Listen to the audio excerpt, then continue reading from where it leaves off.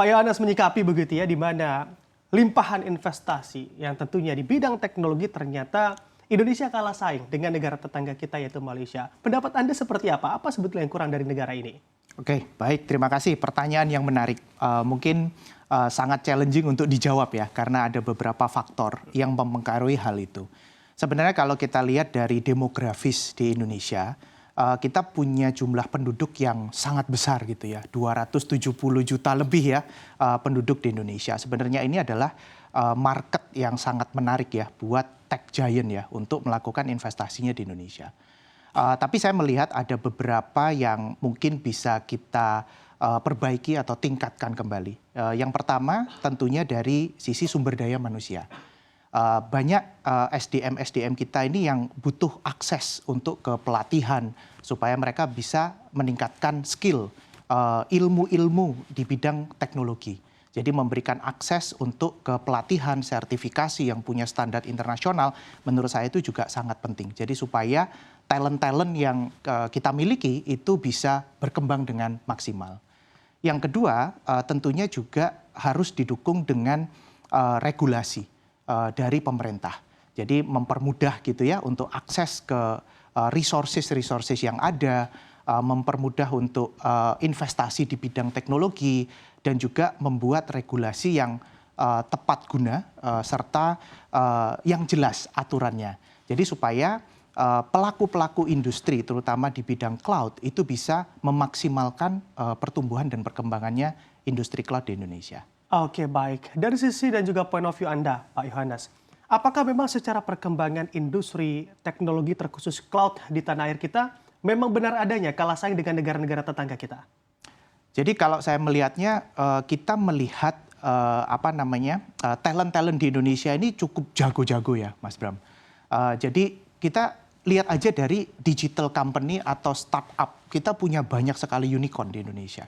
Tentunya tidak luput dari yang namanya talent yang membuat sebuah aplikasi yang bisa mengakomodir sekian banyak orang yang menggunakan, masyarakat yang menggunakan. Kita sangat terbantu, terutama dari masa pandemi gitu ya, yang sebelumnya kita ada pembatasan, kita mau beli makanan mungkin agak kesulitan gitu ya, harus melihat jam atau waktu-waktu tertentu, harus menggunakan masker dan lain sebagainya.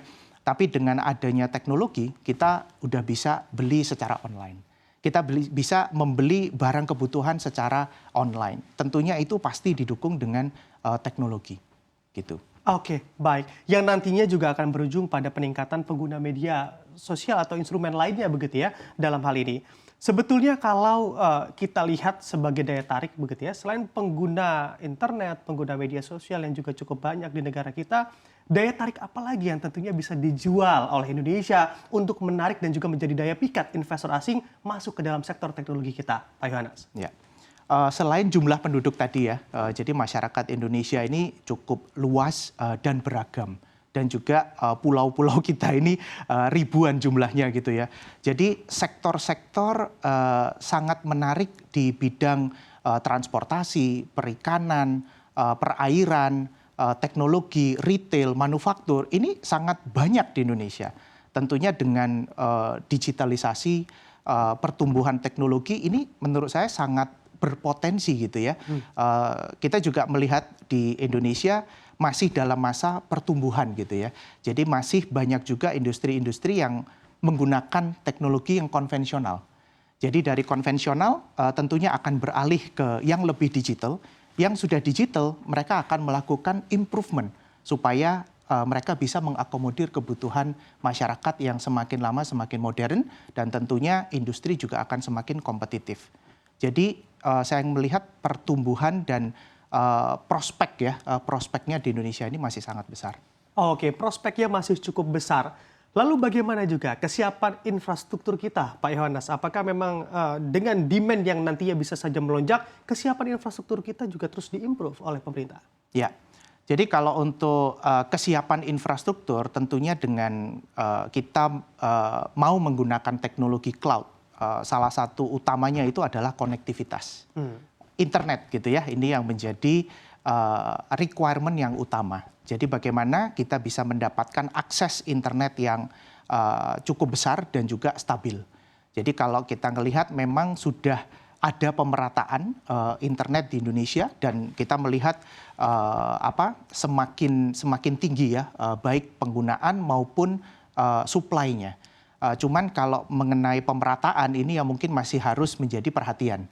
Kita masih melihat di pelosok-pelosok gitu ya, daerah-daerah yang mungkin bukan menjadi kota besar, masih agak challenging dari sisi akses ke internet.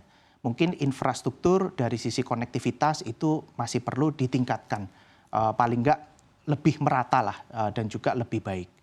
Yang kedua, kembali lagi ke sumber daya manusia. Jadi bagaimana kita bisa meningkatkan SDM kita, nggak cuma di kota-kota besar gitu ya, tapi saya yakin di daerah-daerah pun juga banyak talent-talent yang cukup mumpuni gitu ya, untuk mereka bisa bersaing secara nasional maupun internasional. Jadi itu yang harus menurut saya bisa ditingkatkan lebih jauh lagi. Oke, bicara terkait SDM, di sektor teknologi ini juga banyak sekali begitu ya transfer knowledge dari asing dan juga ke talent-talent yang Anda katakan berada di Republik kita. Sebetulnya keterlibatan asing proporsinya di sektor cloud khususnya berapa persen atau berapa banyak? Apakah memang keterlibatan atau serapan masyarakat kita justru sudah lebih banyak saat ini, Pak Yohanes?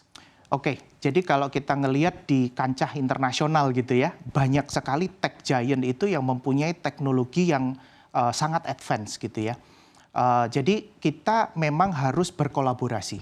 Jadi solusi itu banyak, tapi dari sisi perusahaan yang mau menggunakan teknologi, mereka harus bisa memilah dan memilih teknologi yang seperti apa, yang cocok, yang sesuai dengan kebutuhan.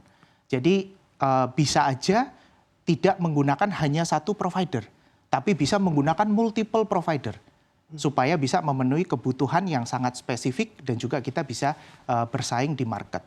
Oleh karena itu kita tetap harus berkolaborasi dan juga kita meningkatkan gitu ya pelatihan-pelatihan, pembelajaran, studi banding gitu ya, supaya kita bisa mendapatkan ilmu yang dimana kita bisa mengambil makna value dari provider-provider teknologi tersebut untuk menciptakan sebuah inovasi baru dan juga untuk perkembangan teknologi di perusahaan-perusahaan di Indonesia.